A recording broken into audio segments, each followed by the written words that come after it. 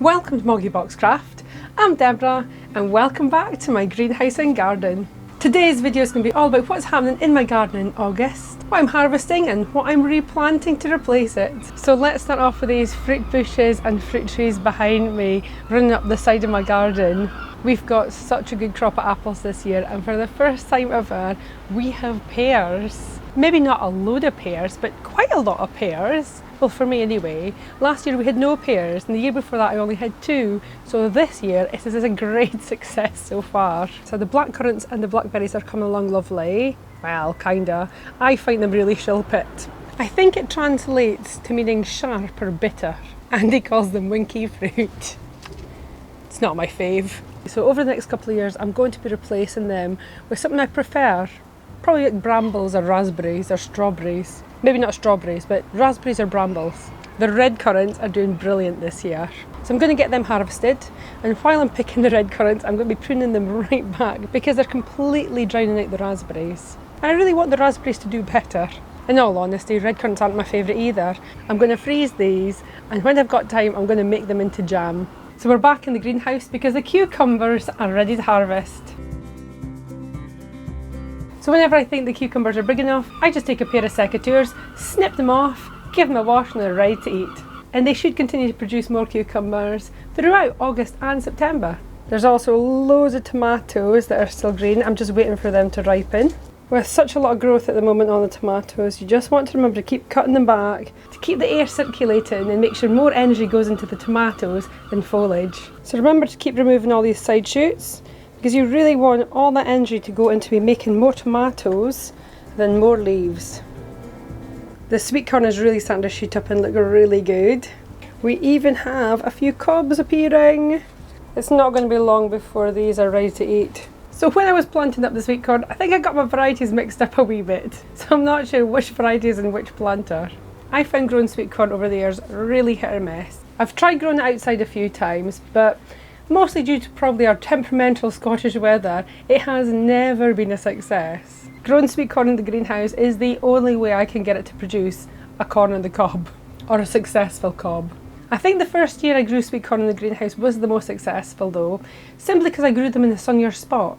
But because sweet corn usually gets so big and take over, the last couple of years I've grown them at this end of the greenhouse, which is the darkest as well. They're usually ready to harvest about September time. A subscriber suggested to me that I give my sweet corn a really good shake to simulate wind and help pollination. I have done that a few times this year, so let's wait and see and hope it makes a difference.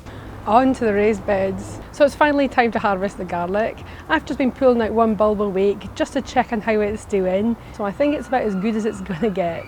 Garlic's usually ready to harvest when you see the tips turning yellow.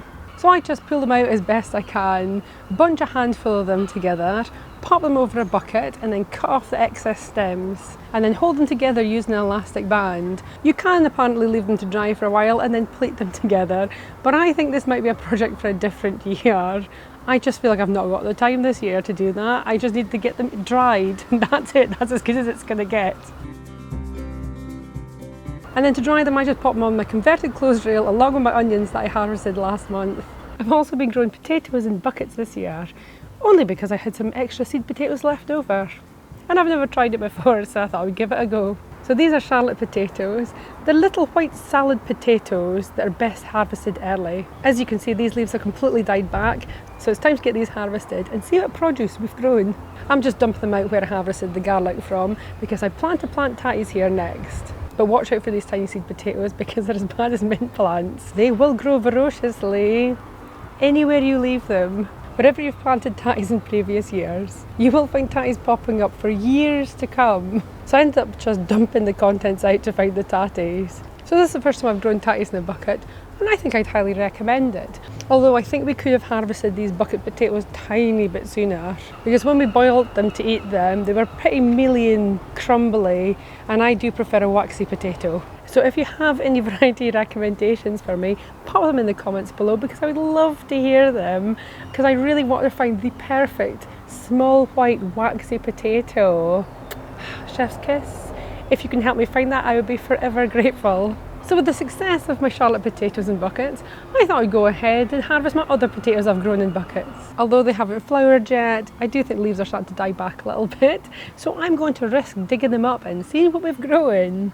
Although admittedly I could leave these a little bit longer and I think the potatoes might have been a tiny bit bigger, but I was too curious to see what they were like. I'm going to start by cutting back the leaves so a bucket's a little bit easier to move and to see what we're working with. So these are rooster potatoes and they're a larger red variety. So I just dumped them out in the same area. So they're definitely not as big as they could be. I could definitely have left these a little bit longer, but I'm so pleased how these have grown and how they look. A good potato haul, even if I say so myself. I also have potatoes in this bed here behind me. There's Charlotte potatoes and roosters. I really need to get the Charlottes harvested, so I will get around to that at some point. But for now, let's do something with the areas that I've harvested the garlic from. I'm going to be sowing more tatties because carbs are life. So I'm going to be sowing these Desiree red potatoes. This is what they look like. I'm hoping that these will be perfect for a winter harvest. It says from November on the packet, so time will tell. I'm just going to dig some holes. I'm also going to be using this granulated plant food from B&Q. I personally think it's fantastic value. You get a massive bucket of it for really, really cheap. And I honestly do think it makes a massive improvement to the soil quality and quality of produce. In fact, I think I've had this tub since the beginning of 2020.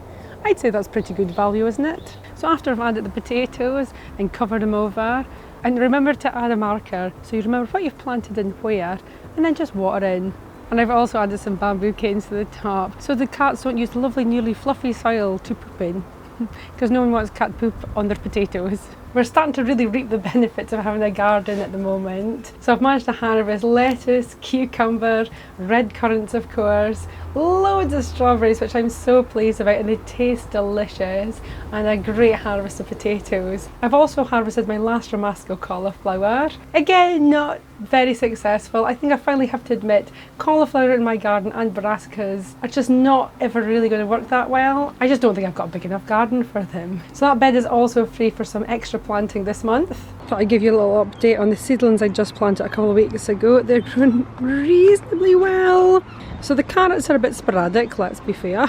But the beetroot is growing fantastically. I really need to thin out all this beetroot and get it organised. I suppose I'd better get on with it.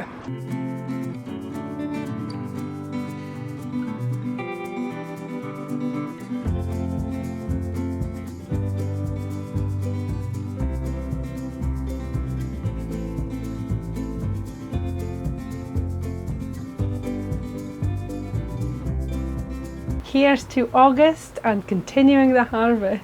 So hopefully you guys are having a really good harvest time as well in August. So if you've enjoyed this video, leave a like, leave a comment, share and subscribe. Of course, subscribing is optional, but it is very much appreciated. So thank you all so much for watching. I'll see you guys next time. Bye! What is it? Have you spotted a cat, have you? Here! Come on! Oh, you brave soldiers. You tell him, I know, I see you. I know, you're so brave. I love that you came straight to me. I don't know if you're here to protect me or because you're frightened.